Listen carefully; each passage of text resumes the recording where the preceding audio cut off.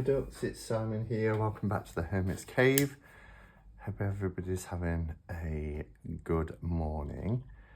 It's about 9 o'clock, just after 9 o'clock here.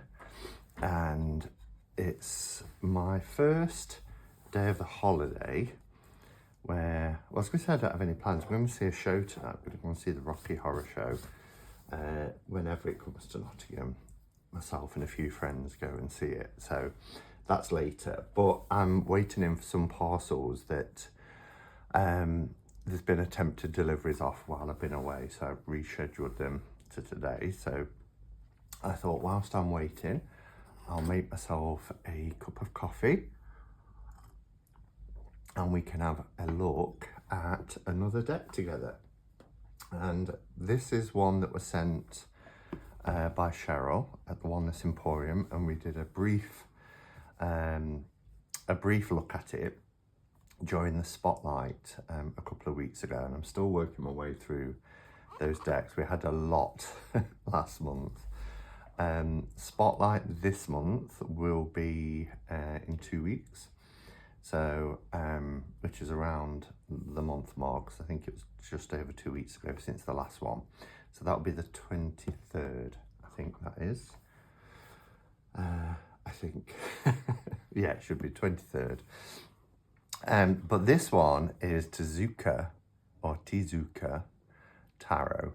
It's a deck by Osamu Tezuka, so it's named after the creator.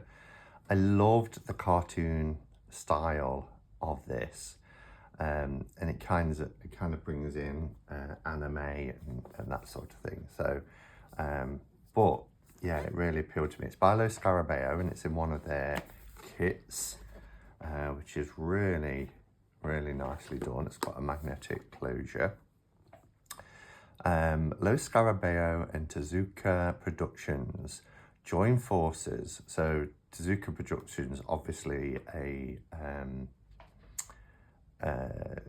animation company producing animation films, joins forces to design a unique tarot filled with artworks from the most iconic stories created by the god of manga himself. So that's cool. I love the box. This is nice and glossy. It's on a matte background, but then you've got this overlay here in gloss. Signature here by the creator, Osamu Tezuka. The book, it's in multiple languages. It's Lo Scarabeo, and that's what we expect. I think we've got 49 pages in English. So there are no colour images of the cards, just the text. But it looks like we get quite a bit of text for upright and reverse. Is it the same for the mages? Yeah, the same for the mages. And then we get a description of the card, the character in the card. So here for death, we have Blackjack. The devil is a vampire. So obviously characters from their shows. The lovers is the phoenix. Triton of the sea for chariot. So yeah, that looks pretty useful. So here we have the deck. Now, Lo Scarabeo tend to improve their cardstock with these big kits, which is kind of the opposite for Llewellyn, sadly. But if you buy decks, and I'm not sure this one even is available as a small tuck box, but very often they are for Lo Scarabeo. They tend to do two versions, a cheaper, more affordable one with not so great cardstock, and then you get the kits where there's more of an investment because you're paying more. So here's the title card. We have Tezuka Tarot, and we have the signature, and the same as what was on the inside of the box. We've got this very busy, but I like it because it just looks like a coloured pattern, but it's all the characters. And it's almost like an aerial shot looking down on them as if they're in a crowd at a concert or something and the camera's coming down, But I really like that because it makes a pretty back. And then if you really wanted to, you could study the detail and see all the characters in there. So like that. Let's bring the camera down so that we can have a closer up look at the cards. Okay, so here we are. This is, let's put it exactly in the middle. Nice, simple, clean image there. It's really happy, I really like it. I'm going to use the book just so I can say who the characters are. And I was just looking, because this is Machan's diary. Does it tell you about the character as well as giving you an upright meaning? Because it goes straight into upright, freedom, beginning, optimism, possibility, innocence, encountering the unknown, putting oneself on the starting line. So that's what you get there in bold. But then it does go into Osamu Tezuka debuted. Oh, how would you say that? A debut. Debuted. Do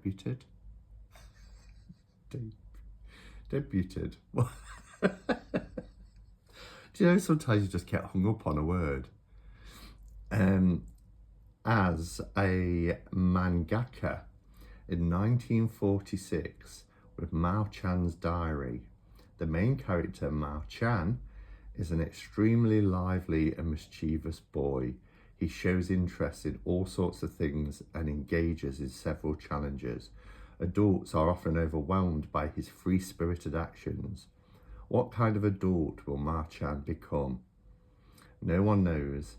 His energetic and independent image overlaps with that of Osamu Tezuka himself. Oh, now someone's drilling. A man brimming with possibilities. He himself, while writing his debut work, never dreamed that he would be called the god of manga by later generations. What a perfect full card. That's great. So I do, even though it might not look like you get a lot of text for the book, and at first you see the upright and reversed, it's the meanings are just in bold, and then it gives you information about the character, and more importantly, why that character would embody that particular archetype's energy, which I really like. So anyway, that's the full card. Machan. Wow, he looks like He-Man that we would have had here. These people in front of him. Look. So this is the villain Goa, who plots an invasion of Earth. We're getting some glow from. So as you can see, the cards are glossy. They don't feel that glossy actually. That's quite surprising. I was surprised there was such a glare from it, because yeah, it didn't feel that glossy in the hand. It's not a heavy set gloss, that's for sure.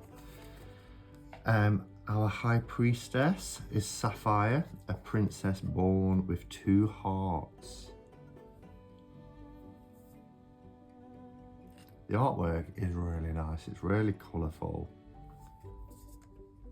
Look how beautiful the Empress is. See, I could use this knowing, you know, nothing about, because I don't know anything about manga. That kind of passed me by. I think by the time manga became popular, I was on to other things. So our Empress here, she's the queen of the Scythians, Sigma. She possesses beauty, culture and nobility. Our Emperor is Panja, male lion with rare white fur. Look at that little lion cub.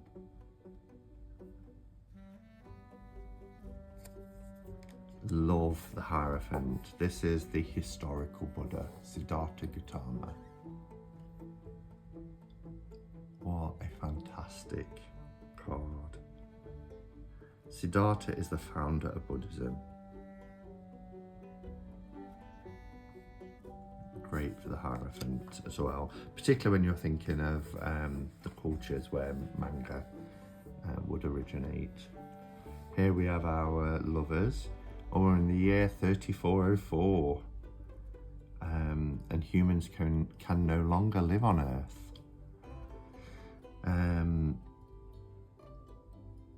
So this is Masato Yamanobe, a space warrior who breeds a Mupi,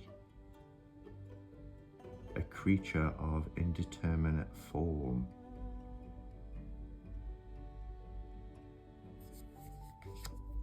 There's our chariot card.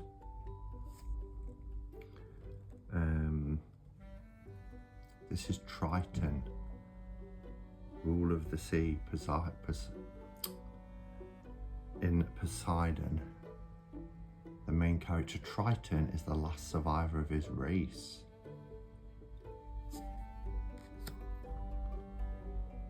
Varunga,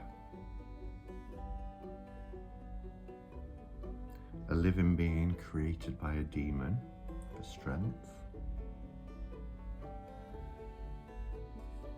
Oh, look at that Hermit card. Isn't that just beautiful? Again, it's the historical Buddha, and this is the moment where the Buddha finds enlightenment sitting beneath the Bodhi tree. We don't see the Bodhi tree here. Let's see what it says. Under the Bodhi tree, Buddha continues to meditate for a full 7 days. During this time, a former slave named Yatala asks him why human beings live. As trees grow and rivers exist, so there is a definite meaning if human beings also live in nature. Everything is connected. And in these connections, you play an important role. The answer becomes a turning point for the Buddha's own enlightenment. In solitary meditation, he realizes he is not alone. Beautiful Hermit card.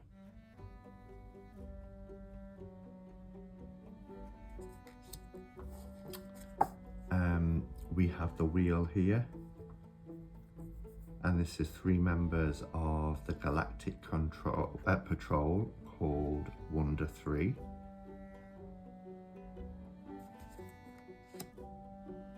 Then we have Justice, Hayakimaru is a young man born without many of his body parts, such as legs, nose, and senses. Wow.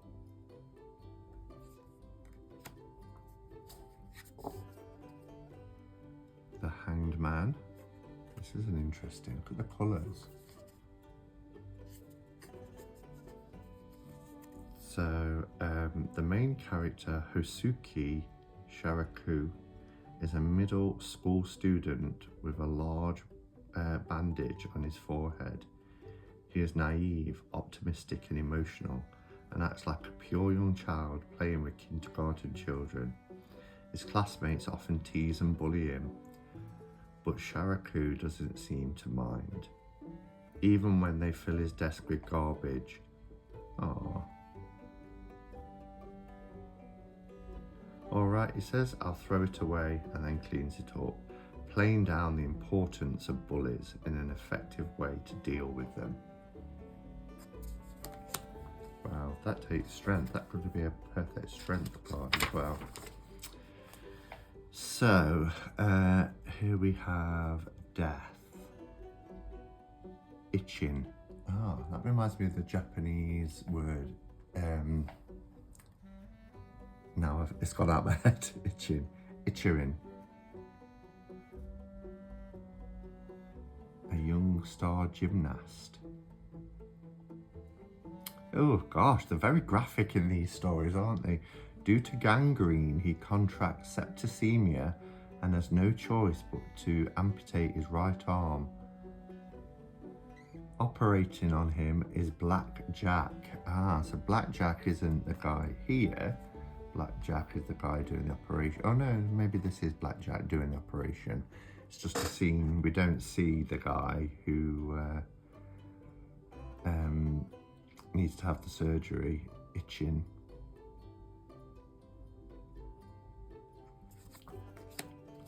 Temperance.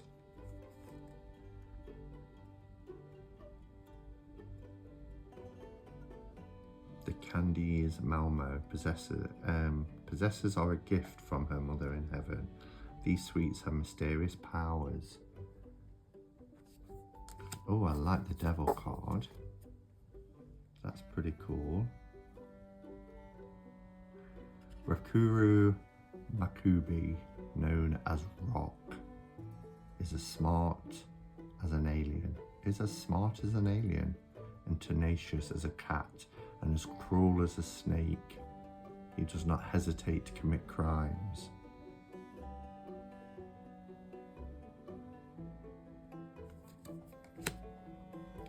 The Tower.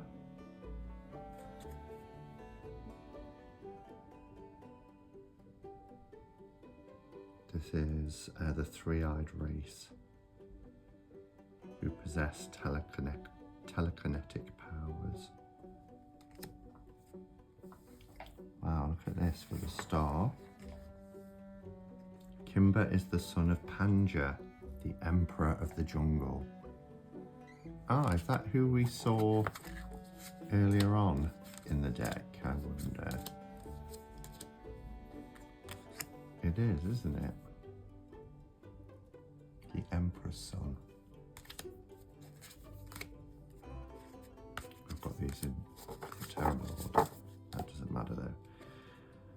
The moon is pretty epic. Topay, who turns into a wolf when he sees the full moon.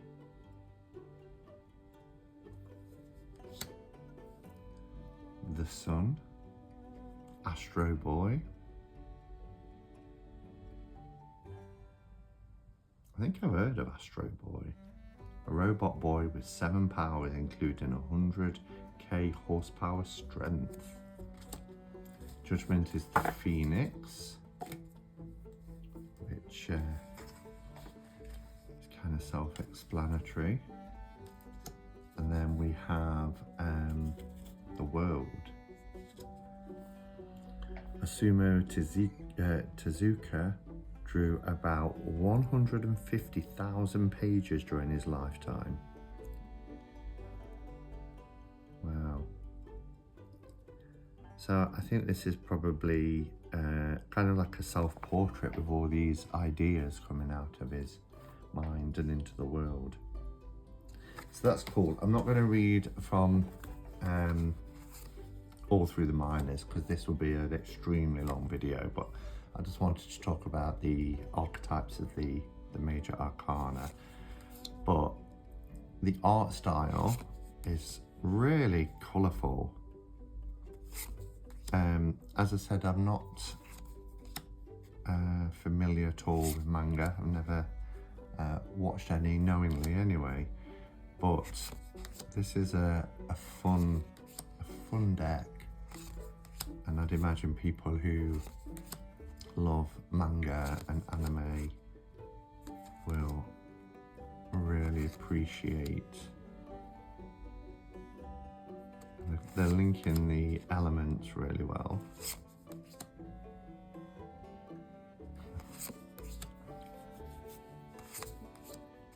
I can see this being a huge collector's piece. Now this image, this character really speaks to me, but I might be mixing it up with a another character from a different genre. Pentacles, aren't they? So 5 of Pentacles. In Metropolis, a city of the near future, young Emmy lives in the slums with her wicked older sister, without even being able to go to school. Every day her sister forces her to do household chores and sell violets to earn little money. It sounds almost like a Cinderella story, doesn't it? It's very hard life. Meanwhile, the people of Metropolis are becoming agitated about sunspots suddenly appearing on the sun, which begin to cause various abnormal phenomena on Earth. Metropolis is a city full of problems, such as environmental changes, anxiety, and destitution. At the beginning of the story, Dr. Bell warns, won't human beings also one day end up running themselves because of their overdeveloped science? So I'm assuming that that must be Dr. Bell. Well, obviously a scene from one of their shows. Love this. It's a beautiful image.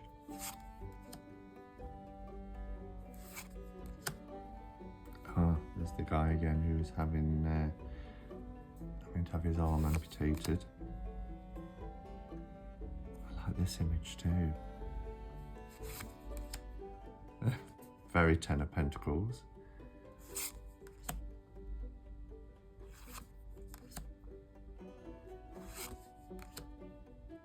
Beautiful green.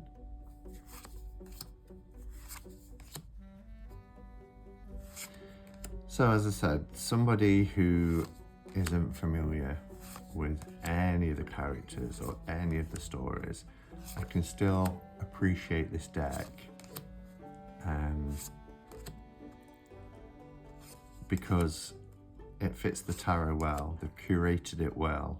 Look at that with the Ten of Wands. And some images are really powerful just on their own, you know. Kind of reminds me when I used to read with Dixit cards, you know. They are images sometimes like this without any titles, and you look at, you know, what's happening in the scene.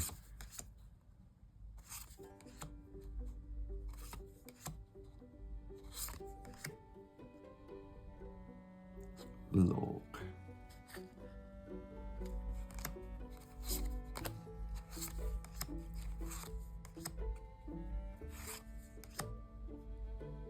There it is again.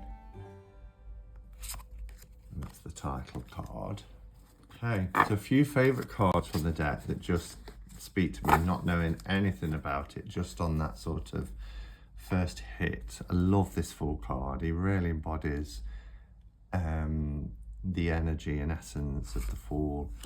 This Empress, I think, is gorgeous. By the water, totally at one with nature, naked as the day she was born, but just really connected and grounded. The Hierophant, I love this Hierophant. I love how he's holding these antlers. This is just a stunning Hermit card.